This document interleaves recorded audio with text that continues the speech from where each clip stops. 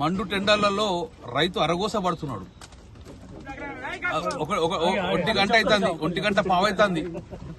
రైతులు తన పండించిన పంటను రోడ్డు మీద వేసుకుని ప్రభుత్వం వైపు చూసే పరిస్థితి వచ్చింది. ఇంకొక 2-3 రోజులు చెడగొట్టే వానలు అయితే గిట్ట ఈ రైతు పండించిన ధాన్యం మొత్తం కూడా మొలకెత్తే పరిస్థితి వచ్చింది. రైతు రోడ్డు మీదకి వచ్చి మా పంట కొనండి అని చెప్పేసి ప్రభుత్వం మొరబెట్టుకునేవడంగా ఎవరికి కనికరం వస్తలేదు. మీరు పండించింది మేము ఎట్లా కొంటామో అట్లే, మేము ఏ ధర పెడితే ఏ గ్రేడ్ పెడితే ఆ గ్రేడ్కే కొనాలి. 40 కిలోల బ్యాగ్ మీరు 3 కిలోలు ఎక్కువ వేయాలి, 4 కిలోలు ఎక్కువ వేయాలి, 5 కిలోలు ఎక్కువ వేయాలి, మీ దగ్గర ఉంచుకుంటామని చెప్పి ప్రభుత్వం రైతులను చిన్న చూపు చూసే పరిస్థితి వచ్చింది. రైతు ఏం చేస్తాడు? బ్లాక్ మార్కెట్లో అమ్ముకోవాలి. అమ్ముకుంటే తక్కువ ధరకు వస్తుంది. ప్రభుత్వ బాధ్యత కదా, పండించిన పంట మొత్తం కొనేది ప్రభుత్వ బాధ్యత కదా. తెలంగాణ కేసీఆర్ గారు ముఖ్యమంత్రి ఉన్నప్పుడు తడిసిన ధాన్యం మొలకెత్తిన ధాన్యం మొత్తం కొని ప్రభుత్వం భరించింది. ఆ యొక్క ఖర్చును ప్రభుత్వం భరించింది. మరి ఇప్పుడు నాణ్యమైన పంట పండించిన గ్రేడ్ ఏ ఇవ్వకుండా గ్రేడ్ బి ఇస్తా అంటారు. సరే గ్రేడ్ బి ఇచ్చినా పర్లేదు తీసుకోపోరు అంటే 42 కిలోలు అన్నారు. 42 కిలో పెట్టద్దు, 40 కిలోల 600 పెట్టాలి. 41 అన్నారు, 40 అన్నారు, ఇవాళ 43 పెట్టుకుని 44 పెడతా అంటున్నారు. అంటే ఈ రైస్ మిల్లర్లతోటి ప్రభుత్వం కుమ్ముక్కైందా? అధికారులు కుమ్ముక్కైనరా?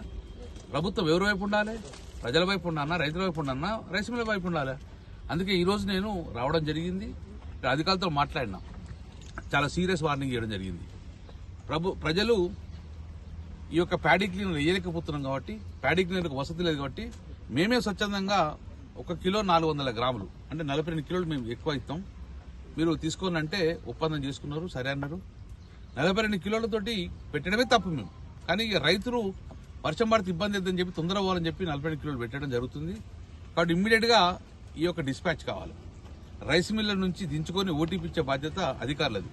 జేసీ గారితో మాట్లాడినా, డిఎస్ఓతో మాట్లాడి, డిఎంతో మాట్లాడినా. ఈ రోజు ఎక్కడ కూడా ఈ మండలంలో కానీ ఈ కాన్స్టిట్యూన్సీలో కానీ పోయిన తర్వాత రైస్ మిల్లర్ దించుకోమంటే చాలా తీవ్ర పరిణామాలు ఉంటాయి. ప్రజల పక్షాన మేము పోరాటం చేస్తుంది. అధికారులు మేమందరం రైస్ మిల్ దగ్గరకు పోకుండా చూసుకోండి. రైతులందరూ మేము రైతుల పక్షాన రైస్ మిల్ అక్కడికి పోతే చాలా గొడవ అవుతాయి. కాబట్టి ప్రభుత్వం భరించండి, రైస్ మిల్ విలువండి. షార్టేజ్ వస్తే గిట్ట రైస్ మిల్లతో మీరు మాట్లాడుకోండి. కానీ రైతు మాత్రము ఇంతకన్నా ఎక్కువ పెట్టే పరిస్థితి లేదు. నేను భరించండి, ప్రభుత్వం భరించాలి. ఎందుకంటే ఆ రోజు కూడా మొలకెత్తిన ధాన్యం ప్రభుత్వం భరించింది, ప్రభుత్వ బాధ్యత. కాబట్టి ఇప్పుడు రైతులను ఇబ్బంది పెట్టకండి, ప్రజలను ఇబ్బంది పెట్టకండి. కేంద్ర రాష్ట్ర ప్రభుత్వాలు కలుపుకొని రైతు నడ్డి విరుతున్నారు. 10 సంవత్సరాలు కొన్నది ఎందుకు ఈ 1-2 సంవత్సరాలు ఎందుకు ఇబ్బంది అవుతుంది?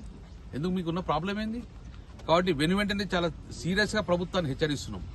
రైతులు రోడ్డు మీద రాకముందే, మేమందరం రోడ్డు మీద రాకముందే యథావిధిగా తొందరగా కొనుగోలు కావాలి, కొనుగోలు చేసుకోవాలి. కొనుగోలు కూడా 42 కిలోలతో ఓటీపీ ఇచ్చేసి వెంటనే ఆ రైతు అకౌంట్ డబ్బులు వేసుకోవాల్సిన బాధ్యత ప్రభుత్వం ఉంది.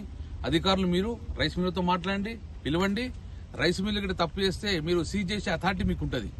సీజ్ చేసి వాళ్ళ కేసు పెట్టే అథారిటీ కూడా మీకు ఉంటుంది. కాబట్టి రైతుల పక్షాన్ని నిలబడి ఇమ్మీడియట్ గా కొనుగోలు వేగవంతం చేసి 4-5 రోజుల లోపలే కరీంనగర్ కాన్స్టిట్యూన్సీలో ఉన్న టోటల్ ప్యాడీ మొత్తాన్ని కూడా మీరు డిస్పాచ్ చేసుకుని రైస్ మిల్ చేర్చి ప్రభుత్వానికి ఓటీపీ ఇచ్చేసి ప్రభుత్వం ఓటీపీ తీసుకొని ఇమ్మీడియట్ గా వీళ్లకు డబ్బులు జమ చేయాల్సింది మనం డిమాండ్ చేస్తున్నాం. Thank you.